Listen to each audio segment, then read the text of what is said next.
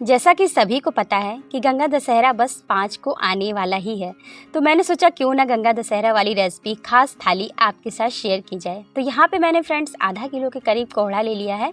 तो ये हरा वाला कोहड़ा है, आप चाहे तो जो पक्का वाला कोहड़ा, पीला वाला कोहड़ा आता है, उसका भी आप इस्तेमाल कर सकते हैं।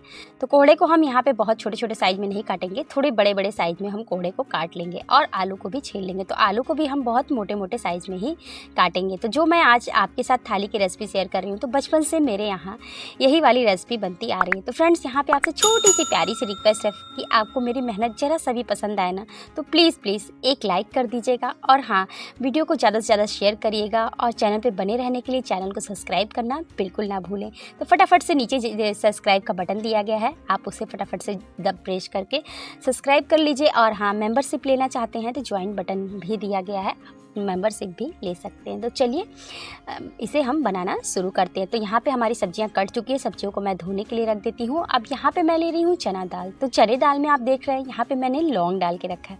तो ऐसा मैंने इसलिए यहाँ पे किया है कि आप जब चने की दाल में लौंग डाल के रखेंगे ना, तो इसमें जो कीड़े घुन वगैरह लग जाते हैं ना, वो बिल्कुल नहीं लगेंगे। तो इसको मैं निकाल लेती हूँ। यहाँ पर मैंने 1.5 कप चने का दाल का इस्तेमाल किया है।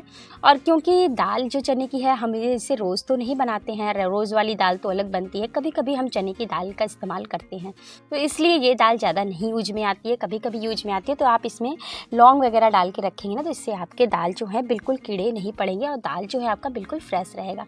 अब इसे हम भिंगा के रख देते हैं। तो सिर्फ मैं इसे 2 से ढाई घंटे के लिए भिंगा के रख देती हूँ। तब तक मैं दूसरी तैयारी करती हूँ। आप चाहे तो इसे रात में भिंगा के रख सकते हैं, ओवरनाइट। मैं यहाँ दिन में ही इसे भिंगा रही हूँ और जब तक मैं दूसरी चीज़ें की तैयारी करूँगी ना, तब तक ये दाल हमारा, और इसे आप पता है मैंने इसे क्या किया है, धूप में रखाई हूँ मैं इसे छत पे, तो ये अच्छे से फूल जाएगी। अब यहाँ पे मैंने गैस ऑन कर लिया। गैस पे मैंने चढ़ा दिया कुकर। कुकर में डाल देंगे सरसों का तेल, 1 सूखी मिर्च, 1 तेज़पत्ता तोड़ के जिसे मैंने डाल दिया है, कलौंजी जिसे हम पचफोरन भी कहते हैं, हींग डाल देंगे। अब यहाँ पे मैंने लिया है मिर्च, अदरक, लहसुन का कुचल के उसे मैंने ले लिया है। यहाँ पे मैं थोड़ा सा डाल रही हूँ, थोड़ा सा मुझे बाद में यूज का आएगा, तो इसे हम थोड़ा सा साइड में रख देते हैं। चलिए, मिर्चें और लहसुन अदरक को हम इसे भून लेते हैं। अगर आप लहसुन नहीं खाते तो आप स्किप भी कर सकते हैं, सिर्फ मिर्च और अदरक को कुचल के आप डालिएगा। अब इसमें 1 चम्मच हम छोटा चम्मच हल्दी पाउडर डाल देंगे, क्योंकि हम तेल में ही हल्दी पाउडर को डालेंगे तो इससे जो हमारी सब्जी में कलर है ना, वो बिल्कुल बहुत ही अच्छा से आएगा और हल्दी का जरा सा भी कच्चापन नहीं रहता है अगर आप तेल में उसे भून देते हैं। अब यहाँ पे मैं डाल रही हूँ सब्जी मसाला और एक कलर के लिए देगी मिर्च। तो इससे बिल्कुल तीखापन नहीं होगा, सिर्फ ये कलर के लिए है। कश्मीरी देगी मिर्च जो आता है ना, लाल मिर्च, वही है। अब यहाँ पे हम सभी चीज़ों को, मसाले को भूनने के बाद इसमें मैं डाल रही हूँ 2 बड़े साइज़ का कटा हुआ टमाटर। तो यहाँ पे हम टमाटर के साथ मसालों को भूनेंगे ना, तो थोड़ा सा मसाला गीला हो जाएगा और हमारा टमाटर जो है अच्छे से सॉफ्ट भी हो जाएगा। तो चलिए देखिए, मसाले के साथ टमाटर को भूनते हैं। टमाटर और अच्छे से गल जाए, इसके लिए हम स्वाद अनुसार नमक ऐड कर देंगे। तो चलिए इस तरीके से हम ये वाली सब्जी बनाते हैं। तो यहाँ पर मैंने लिया है कसूरी मेथी। कसूरी मेथी को भी हम पहले ही डाल देंगे। बहुत लोग क्या करते हैं, सब्जी होने के बाद में डालते हैं। अगर आप सब्जी के बाद में डालते हैं, ये अगर आप पहले ही उसे डाल देंगे तो बहुत ही अच्छा सा टेस्ट आएगा। तो मसाले के साथ आप उसे अच्छे से टमाटर को भून लीजिएगा। तो हमारे टमाटर अच्छे से भून चुके, मसाले भून चुके, तब हम इसमें क्या करेंगे, जो हमने कोहड़े आलू को रखे थे ना काट कर, उसे हमने अच्छे से धुल लिया था। तो हमारे यहाँ ना गंगा दशहरा पे इसी तरीके से थाली बनाई जाती है। मुझे आप कमेंट्स बॉक्स में कमेंट करके ज़रूर बताइएगा कि क्या आपके घर भी यही वाली थाली बनाई जाती है। अगर नहीं बनाई जाती तो मुझे कमेंट में बताइएगा कि फिर आपके यहाँ क्या बनती है। तो यहाँ पे मैंने ले लिया है पुदीना, फ्रेश पुदीना पत्ता ले लिया, क्योंकि मौसम बहुत अच्छा चल रहा है, पुदीने का मिल रहा है मार्केट में, बहुत ईजिली पुदीना मिल जा रहा है और काफ़ी सस्ते दाम में भी। तो हलवाई लोग जो होते हैं ना, वो इसी ट्रिक और स्टाइल से बनाते हैं। तो आज मैं आपके साथ वही शेयर करने जा रही हूँ। तो आप बनाए ना, तो इसमें आप बिल्कुल भी, जैसे आप चाहें तो कढ़ाई में भी बना सकते हैं, लेकिन आप कुकर में सिर्फ 1 सीटी में ही इसे बनाएंगे और प्रेशर को उसी में छोड़ दीजिए। आपकी जो सब्जी है बिल्कुल प्रॉपर अच्छे से पक जाएंगे। और कोहड़े आलू थोड़े बड़े बड़े इसीलिए हमने साइज के काटे थे। चलिए, यहाँ पे मैंने 8 गेहूँ का आटा ले लिया है। बहुत सॉफ्ट सा डो हम लगाएंगे। तो यहाँ पे आप जितना भी सॉफ्ट आटा का डो लगा सकते हैं उतना सॉफ्ट रखिएगा। थोड़ा सा गीला ही आटा रखिएगा अगर आप बना पाते हैं तो, नहीं तो आप बहुत ज़्यादा सॉफ्ट कर लीजिएगा। अब चलिए हम दूसरे प्रोसीजर की तरफ चलते हैं। यहाँ पे मैंने ले लिया है चावल, जो हम डेली चावल खाते हैं, या फिर आप लंबे दाने वाले भी कोई भी चावल आप यूज कर सकते हैं। तो यहाँ पे मैं मीठे का तैयारी कर रही हूँ। जी हाँ, आपने बिल्कुल सही समझा।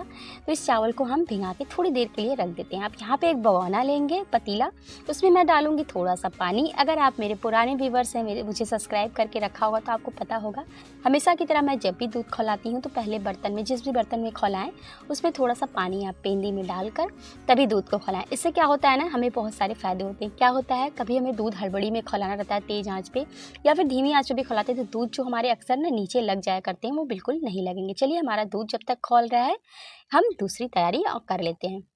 यहाँ पे जो भी आपको मीठे में ड्राई फ्रूट्स पसंद हो आप ले सकते हैं। यहाँ पे मैंने ले लिया है मखाना, काजू, बादाम, नारियल, ये सभी चीज़ों को मैंने बारीक बारीक काट लिया, चॉप कर लिया। चलिए, इसे हम रख देते हैं। इधर हमारा चावल जो है ना अच्छे से फूल चुका है। अब इसे हम मिक्सर ग्राइंडर में डाल देंगे। तो ये छोटे वाले चावल हैं, क्योंकि डेली में मतलब जो छोटे वाले टूटे वाले दाने वाले जो चावल आते हैं ना, झोले वाले, मैं वही चावल का इस्तेमाल कर रही हूँ। तो इसे मैं मिक्सर ग्राइंडर में बस ऑन ऑफ करते हुए, बस पल्स मोड पे बस 1 से 2 राउंड आपको चलाना है। बहुत ज़्यादा आप पानी भी नहीं ऐड करना है, क्योंकि चावल ऑलरेडी गीला है। तो आपको बस इसी तरीके से उसे चावल को तोड़ना है। ये ऑलरेडी टुकड़े हुए चावल हैं, फिर भी मैंने थोड़ा सा इसे तोड़ लिया है, क्योंकि जब हम भंडारे वाली खीर खाते हैं ना, या फिर जो प्रसादी वाली खीर आती है ना, आप उसे देखेंगे बहुत ही स्मूदी खीर रहती है। मतलब बहुत ही छोटे छोटे चावल के उसमें टुकड़े रहते हैं, क्योंकि हम लोग उन लोग चावल को ना, हलवाई लोग बिल्कुल अच्छे से हल्का सा तोड़ लेते हैं, या फिर आप दरदरा कूट लीजिए सील बट्टे पे, या फिर मिक्सर ग्राइंडर में अगर आप प्रॉपर चला पाते हैं।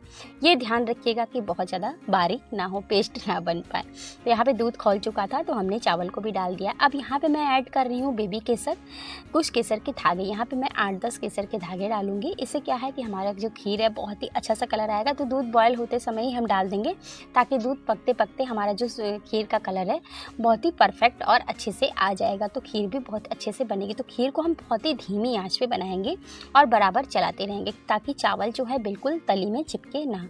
अब यहाँ पे मैंने ले लिया है कढ़ाई। कढ़ाई में डालेंगे देसी घी, क्योंकि हम मीठा बना रहे हैं। तो मीठे को अक्सर ना आप ड्राई फ्रूट्स या कुछ भी आपको रोस्ट करना है तो आप घी में करेंगे तो बहुत ही ज़्यादा स्वाद बढ़ जाता है। अगर आपको घी की स्मेल अच्छी नहीं लगती तो आप घी स्किप करके इसकी जगह रिफाइंड ऑयल का भी इस्तेमाल कर सकते हैं। तो यहाँ पर मैंने सबसे पहले कटा हुआ नारियल डाला है, क्योंकि आप जानते हैं ना, नारियल जब हम फ्राई करते हैं तो उससे थोड़ा सा टाइम लग जाता है। तो नारियल को थोड़ा सा आप पहले रोस्ट कर लें, उसके बाद बादाम काजू डालें, क्योंकि बादाम काजू बहुत जल्दी रोस्ट हो जाते हैं। अगर आप स्टार्टिंग में नारियल के साथ ही डाल देंगे ना, तो आपके काजू बादाम है ना, वो जल भी सकते हैं। तो इसलिए बी केयरफुल। तो आप सबसे पहले नारियल को करिए, उसके बाद काजू बादाम डाल के आप उसे फ्राई करिए। सारे मेवों ना क्या होता है, अलग अलग टाइम लेते हैं रोस्ट होने में, तो इसलिए साथ में आप ना करें। अगर साथ में कर भी रहे हैं तो बहुत ही ध्यान से करें। अक्सर ना जब हम करते हैं ना तो ड्राई फ्रूट्स जलने लगते हैं, तो इस बात का ध्यान रखिए। अब इसमें थोड़ा सा वापस से मैंने घी डाल दिया है। अब मखाने को भी हम रोस्ट कर लेंगे, तो इसलिए मैंने पहले वो मखाने में थोड़ा सा और टाइम लगेगा, इसलिए मखाने को मैंने लास्ट में सबसे फ्राई किया है। तो मखाने भी हमारे फ्राई हो चुके हैं। बहुत ही कम घी तेल, जो भी आपका मतलब जो भी घी रिफाइन में ही तलिएगा, तेल का बिल्कुल यूज नहीं करिएगा, रिफाइन ऑयल का या फिर घी का। तो यहाँ पे हमारा जो है ना बहुत ही अच्छे से रोस्ट हो चुका है। अब हम चेक कर लेते हैं अपनी सब्जी की, देख लेते हैं। हमारी सब्जी देखिए, आपको लग रही है कि कच्ची है, बिल्कुल कच्ची नहीं है। हमने यहाँ बहुत ही अच्छे से सब्जी को पका लिया, बस एक सीटी बजाकर उतारा है और बस प्रेशर को छोड़ दिया। तो यहाँ पे देखिए, हमने कद्दू में, सब्जी में बिल्कुल भी पानी ऐड नहीं किया। तो हमारे यहाँ ना इसे कोहड़ा बोलते हैं। आप लोग कमेंट बताइएगा, बहुत लोग इसे ना कद्दू बोलते हैं, लेकिन हमारे यहाँ जो कद्दू बोला जाता है ना, जो हरे वाले होते हैं ना, उसे कद्दू बोला जाता है और इसे हम कोहड़ा बोलते हैं। तो यहाँ पे ना हमारा सारा सब्जी अच्छे से हो चुका। अब इसको बिल्कुल हाई फ्लेम पे हम क्या करेंगे, इसे हम बिल्कुल तेज़ फ्लेम पे थोड़ा सा रसे को कम कर लेंगे। अगर आप चाहते हैं कि रसा हमारा इतना ही रहे तो आप बिल्कुल लो फ्लेम पे ही रखें, लेकिन हम लो फ्लेम पे नहीं रखेंगे, बिल्कुल हाई फ्लेम पे करके हल्का सा इसे भून लेंगे। तो देखिए, हमारा कोहड़ा आलू जो है बिल्कुल अच्छे से गल चुका है, क्योंकि जो हम भंडारे वाली सब्जी खाते हैं ना, बिल्कुल ऐसे ही लगती है। और इधर देखिए, ऑलमोस्ट हमारा खीर जो है बन गया है, कि ऊपर से मलाई की परतें आने लगी हैं। तो इसका मतलब हमारा जो खीर है पक चुका है, कलर भी बहुत ही अच्छे से आ गया है। अब यहाँ पर जितना भी ड्राई फ्रूट्स हमने तल के रखा था ना फ्रेंड्स, सारे ड्राई फ्रूट्स को हम इसमें ऐड कर देंगे। तो यहाँ पर मैंने किशमिश नहीं ऐड किया है। अगर आपको पसंद हो तो आप ज़रूर ऐड कर सकते हैं, लेकिन उसका भी एक ट्रिक है। अगर आप किशमिश डाल रहे हैं तो आपको खीर जब अगर रखना है 1-2 दिन के लिए, आप किशमिश स्किप कर दीजिएगा। अगर तुरंत खीर बनाकर तुरंत ही एक ही दिन में ख़त्म कर देनी है, तभी आप किशमिश डालिएगा। ठीक है, नहीं तो आपकी खीर फट जाएगी। अब यहाँ पे मैंने डाल दिया पिस्ता और ये जो खरबूज के बीजे आते हैं ना, जो मोतीचूर वाले लड्डू में पड़ते हैं, उस बीज को मैंने डाल दिया। ड्राई फ्रूट्स आप यहाँ पे अपने पसंद के हिसाब से कम या ज़्यादा कर सकते हैं, या फिर जो पसंद ना हो आप उसे हटा भी सकते हैं। तो चलिए, हमारा खीर तैयार हो गया। खीर तब तक ठंडी हो रही है, तब तक हम अपनी सब्जी को भी खाली कर लेते हैं। तो देखिए, हमारी सब्जी बिल्कुल कलरफुल बनी है। बस इसमें अगर लहसुन आप अगर भंडारे वाली सब्जी बनाते हैं ना, खाते हैं तो बहुत आपको अच्छी लगती है पूड़ी के साथ। तो ये वाली सब्जी आप बनाइए इस तरीके से कुकर में। आपको कोई भी कढ़ाई वगैरह में यूज करने की ज़रूरत नहीं है, कुकर में ही बनाइए। जब भी मैं ये कद्दू वाली सब्जी बनाती हूँ कुकर में ही बनाती हूँ और बहुत ज़्यादा टेस्टी बन के तैयार होती है। तो चलिए, अब मैंने इसमें धनिया बारीक काट डाल दिया था पहले से ही। तो अब हमारा दाल चेक कर लेते हैं, जो हमने दाल रखा था फूलने के लिए। देखिए, बहुत ही अच्छे से फूल गया। जब तक हमारी सब्जी बनी, खीर बनी, जब तक हमने बाकी तैयारी की ना, तब तक हमारा दाल भी बहुत ही अच्छे से फूल चुका है। तो आप तुरंत भी इसे 2 घंटे में फुला के 2 घंटे में आराम से, अगर बहुत ज़्यादा जल्दी हो तो आप इसे गर्म पानी में डाल के भिंगा दीजिए, बहुत जल्दी से फूल जाती है। अब यहाँ पे मैंने ले लिया है सरसों का तेल। उसमें डाल देंगे जीरा, सूखी मिर्च, हल्दी पाउडर, हींग, और यहाँ पे मैंने जो मिर्च, लहसुन, अदरक का पेस्ट बचा के रखा था ना, उसे हम डाल के यहाँ पे तेल में भून लेंगे। तो मैंने यहाँ पे उसी कुकर को यूज कर लिया, बस पानी से धुल लिया है, जो उसमें मैंने सब्जी बनाया था। तो बस आज मैं उसी में दोनों चीज़ को ही बनाऊँगी। अब यहाँ पर जो हमारा दाल है ना, दाल के पानी को मैंने हटा लिया है। अब इस दाल को हम इस कुकर में ट्रांसफ़र कर देंगे। तो चलिए, अपनी दाल को हम इसमें ट्रांसफ़र कर लेते हैं। अब दाल को अच्छे से मसालों के साथ हम मिक्स कर लेंगे। तो यहाँ पे मैंने इसमें बस इस तरीके से ही मिर्च डाला है। अगर आपको मिर्च तीखा खाना पसंद नहीं है तो आप मिर्च को स्किप भी कर देंगे। अगर डाल देंगे मिर्च तो थोड़ा सा आपका चटपटा सा बन जाएगा। अब नमक डाल देंगे स्वाद अनुसार। सभी चीज़ों को अच्छे से मिला देंगे। तो यहाँ पे फ्रेंड्स, आपको एक बात याद दिला दूँ, यहाँ पे आपको बहुत ही एवरेज में पानी रखना है। जी हाँ, आपको पानी का एवरेज बस दाल के अकॉर्डिंग बस इतनी रखनी है कि दाल आपकी अच्छे से भीग जाए और थोड़ी सी ऊपर पानी बस दिखे। बस इतना ही आपको रखना है, क्योंकि इस दाल को हम बिल्कुल सूखा बनाने वाले हैं। 2 से 3 सीटी आने तक हम इसे पकाएंगे। तो यहाँ पे देखिए, हमारी खीर जो है ना, बस ठंडी हो चुकी है, बस हल्की सी गुनगुनी है। अब यहाँ पे देख सकते हैं आप, बहुत ही मोटी मलाई की परत जमी हुई है। इसका मतलब जो हमारी खीर है बहुत ही ज़बरदस्त गाढ़ी बन के तैयार हुई है। अब यहाँ पे मैंने ले लिया है चीनी, आधी कटोरी के करीब। तो चीनी आप अपने हिसाब से कम ज़्यादा कर सकते हैं। तो जब खीर अच्छे से ठंडी हो जाए तभी आप चीनी ऐड करिएगा। तो फ्रेंड्स, आप यहाँ पे सोच रहे होंगे कि मैंने छोटी इलायची यहाँ पे ऐड नहीं की है। जी हाँ, मैंने यहाँ पे छोटी इलायची बिल्कुल ऐड की है। तो कलछी पे भी आप देख सकते हैं, यहाँ पे बिल्कुल कलछी पे गाढ़ी गाढ़ी सी दूध चढ़ रही है। तो यहाँ पे मैं भगवान जी को भोग लगाने के लिए निकाल लेती हूँ।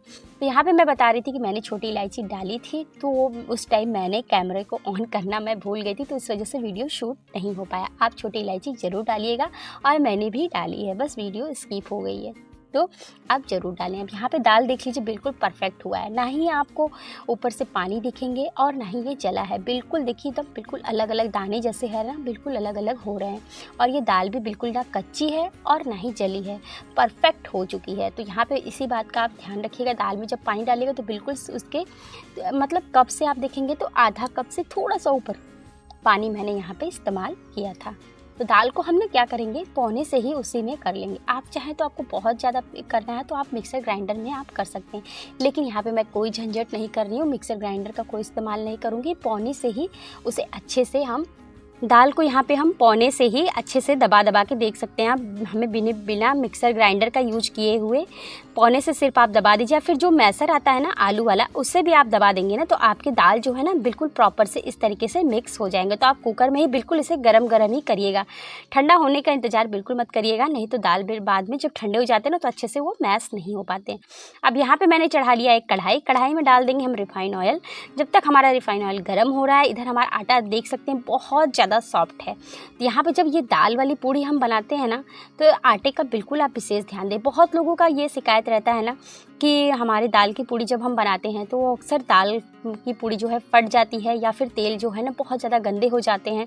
इससे क्या होता है ना, पूड़ी में बहुत ज़्यादा ऑयल भी भर जाता है, और जो ऑयल भी गंदा होता है, साथ ही साथ हमारी पूड़ी भी ख़राब हो जाती है। तो आप इस बात का ध्यान रखेंगे ना तो आपकी पूड़ी बिल्कुल भी नहीं फटेगी। देख सकते हैं आप, बहुत ही ये सूखा है ना, बिल्कुल जैसे मतलब कि हाथों में चिपक रहा है। बहुत ही अच्छे से हमारा जो पेस्ट है वो तैयार हुआ है भरने के लिए फिलिंग, और आटा भी हमारा बिल्कुल परफेक्ट लगा हुआ है डो। क्योंकि आटा जब आप गीला रखेंगे और थोड़ा सा और बहुत ही ज़्यादा सॉफ्ट रखेंगे तभी आपकी ये पूड़ी अच्छी बन के तैयार होती है। तो चलिए ऐसा का हमने लोई बना दिया, थोड़ा सा काट के निकाल लें क्योंकि जब अगर हम नहीं काटते हैं ना तो वो थोड़ी सी मोटी मोटी बीच में रह जाती है, आटे जैसी लगती है बाद में, तो आप उसे तोड़ के ज़रूर हटा लें। और इस तरीके से हाथों से थोड़ा सा रोल करके दबा लें चारों तरफ और इसे बहुत हल्के हाथों से बेलें ताकि ये फटने ना पाए। बहुत ही नॉर्मल हाथ में बिल्कुल हल्के हल्के हाथ से आपको इसे बेल लेना है। तो लीजिए बहुत ज़्यादा ना मैंने यहाँ पे मोटा की पूड़ी थोड़ी सी बड़ी साइज़ में बनती है और थोड़ी थिक बनती है क्योंकि बहुत ज़्यादा हम इसे पतला नहीं करते हैं वरना जो दाल की फीलिंग है ना वो फट जाएगी। तो इस बात का छोटी छोटी बातों का जब आप ध्यान रखेंगे ना तो आपकी जो पूड़ी है ना बिल्कुल परफेक्ट बनेगी। तो इस तरीके से हम एक छोटी सी कटोरी बना लेंगे, जैसे कोई भी फीलिंग आप आलू वगैरह जो भी फीलिंग भरते हैं ना तो इसी तरीके से हम बना लेंगे। और अपनी दाल को अगर आपको लगे ना कि दाल बहुत ज़्यादा हमारा सूखा हो गया ना तो आप भरते समय ना उसमें पानी के थोड़े बूटे मार लें। इससे क्या होगा ना दाल थोड़ी सी गीली रहेगी ना तो जो आपका फीलिंग जब आप भरेंगे तो वो बिल्कुल भी बाहर नहीं निकलने पाएगा, आटे के साथ चिपकी रहेगी। तो आपका दाल जो है बहुत ही ज़्यादा भर्रा मतलब कि बहुत ज़्यादा सूखा ड्राई नहीं होना चाहिए, हल्का सा गीला होना। अब इस आटे की जो लोई ऊपर की है ना इस पार्ट्स को आप ज़रूर हटा दिया करिए, इससे जो है ना पूड़ी में बीच में आटे नहीं रहते। तो चलिए यहाँ पे हम अपना ऑयल चेक कर ले। तो ऑयल जो हमारा बहुत ही अच्छे से गर्म हो चुका है, तो इसमें हम आटा डाल के देखेंगे तो ये गर्म हो चुका है। अब इसे हम क्या करेंगे, देखिए अपनी पूड़ियों को डाल के हम इसमें तल लेते हैं। तो जैसे ही हम अपनी पूड़ी डालेंगे ना तो बिल्कुल भी फूली फूली बनेगी पूड़ी और ज़रा सा भी आपका तेल जो है गंदा नहीं होने पाएगा। और तेल का टेम्परेचर जो है ना वो गर्म होना चाहिए। अगर ठंडे तेल में डालेंगे ना तो ऑयल जो है ना पूड़ी एब्जॉर्ब कर लेगा और वो बहुत ज़्यादा ऑयली बनेगा। तो यहाँ पर देखिए हमारा जो पूड़ी दाल की है ना बहुत ही अच्छे से प्रॉपर फूल चुकी है। और कलर आप अपने हिसाब से ज़्यादा कम कर सकते हैं। बहुत लोगों को जैसे डार्क ब्राउन खाना पसंद होता है बहुत ज़्यादा, और बहुत लोग हल्का बहुत लाइट ब्राउन ही खाना पसंद करते हैं। तो यहाँ पे मैंने थोड़ा सा ना ज़्यादा डार्क रखा है ना ज़्यादा लाइट, यहाँ पे मैंने प्रॉपर रखा है, मीडियम रखा है। यहाँ पे इतना ब्राउन चलता है तो मैं इतना ही बनाऊँगी। देखिए बिल्कुल फुली है और हमारा तेल जो है बिल्कुल भी गंदा नहीं हुआ है। ऐसे क्या होता है ना अगर फट जाता है ना तो पूरा तेल हमारा जो है गंदा हो जाता है और बहुत ज़्यादा रिफाइन पूड़ी में भर जाता है। तो देखिए बिल्कुल ही फुली सी बनती है। तो हमारे यहाँ दशहरे पे ना ये चने दाल की पूड़ी और इसे हम फुट्टा की पूड़ी भी बोलते हैं। कमेंट्स बॉक्स में आप मुझे कमेंट करके ज़रूर बताइएगा कि आपके यहाँ इसे क्या बोला जाता है, फुट्टा की पूड़ी या फिर दाल की पूड़ी। हम लोग फुट्टा की पूड़ी बोलते हैं इसे। तो यहाँ पे कोहड़े की सब्ज़ी के साथ ही हम लोग इसे सर्व करते हैं। तो आप लोग मुझे कमेंट में ज़रूर बताइएगा कि दशहरे में आप किस सब्ज़ी के साथ इस वाली पूड़ी को खाना पसंद करते हैं। आप ऐसे तो चटनी वगैरह के भी साथ भी इसे एंजॉय कर सकते हैं। और सफ़र बहुत लोग ना इसे सफ़र के लिए भी बना के ले जाते हैं और ख़ास करके गंगा दशहरा पे तो ये बनना तय है। हमारे यहाँ तो बनता ही बनता है यूपी में। तो आप लोग भी मुझे ज़रूर बताइएगा। और हाँ, अगर अभी तक चैनल को सब्सक्राइब नहीं किया है ना तो फटाफट से जाइए और चैनल को सब्सक्राइब करिए, बाद में आप भूल जाते हो। और चाहे हाँ वीडियो को लाइक भी कर लीजिएगा, साथ ही साथ शेयर भी कर लीजिएगा फैमिली फ्रेंड के साथ। तो यहाँ पे देखिए एक दो मैं आपको सेक के भी दिखा रही हूँ। अगर आप छानना नहीं चाहते, बहुत ज़्यादा ऑयली पसंद नहीं करते हैं, छानना मतलब बहुत ज़्यादा तला भुना नहीं खाना पसंद करते, तो आप इसे तवे पे बिल्कुल जैसे आप पूड़ी पराठे आलू वाले तलते हैं ना, बस ऐसे ही ऑयल लगा के आप इसे तल लीजिएगा। चलिए फटाफट से, अब किस बात की देर, फटाफट से अपनी थाली सर्व करते हैं। तो यहाँ पर मैंने कोहड़े की सब्ज़ी लगा ली है प्लेट में और यहाँ पर मैं रख रही हूँ अपनी खीर। बहुत ही ज़्यादा जो टेस्टी और यम्मी बनी थी। तो आप इसे खीर को फ्रिज में स्टोर करके 2 से 3 दिन तक आराम से रख के खा सकते हैं। और ये खीर जब अभी आप खाएं ना इसे फ्रिज में ज़रूर रख के खाएं, ठंडी ठंडी बिल्कुल आइसक्रीम जैसी ये खीर आपको लगेगी। यहाँ पे रख देते हैं सैलेड। और भाई दशहरे में ना आम चढ़ता है हमारे यहाँ और आम ज़रूर थाली में दिया जाता है। तो इस तरीके से देखिए ये दाल वाली पूड़ी, कोहड़े की सब्ज़ी, खीर और आम, इस तरीके से हमारे दशहरे की स्पेशल थाली बनकर तैयार हो गई। तो देखिए फीलिंग जो है बहुत ही प्रॉपर अच्छे तरीके से आई है और बहुत ही अच्छे से फुली पूड़ियाँ बनी और बहुत ही ज़्यादा सॉफ्ट। तो आई होप आज की वीडियो आपको पसंद आई हो और आप भी ज़रूर बना के ट्राई करिएगा। दशहरा आने वाला ही है तो आप लोगों को मेरी तरफ से muskan.kitchen की तरफ से आप लोगों को ढेर सारी दशहरे की शुभकामनाएं। तो चलिए बहुत ही जल्दी मिलते हैं नेक्स्ट वीडियो के साथ, तब तक के लिए bye bye, thanks for watching. Video अच्छी लगे तो वीडियो को लाइक कर लीजिएगा। मिलते हैं नेक्स्ट वीडियो में।